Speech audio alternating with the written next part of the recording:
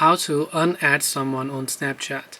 Hey everyone, welcome back to our channel. In this video I will guide you on how you can unadd someone on Snapchat, so make sure to watch the video till the end. Now, to unadd someone, maybe because you happen to add someone accidentally as a friend, open up the Snapchat application here. Then just make sure to tap the profile icon from the top left of the screen. Then from here, what you want to do is you can simply navigate to the option that says My Friends. Here it will show you a list of people you've added as a friend. So select a certain person that you maybe don't recognize and then just go to their profile page. Over here you'll see all this. You can just tap the three dots option there, go to Manage Friendship and tap the Remove Friend option, and that person will get successfully removed from your friends list. This way you'll be able to go ahead and then basically unadd someone on Snapchat.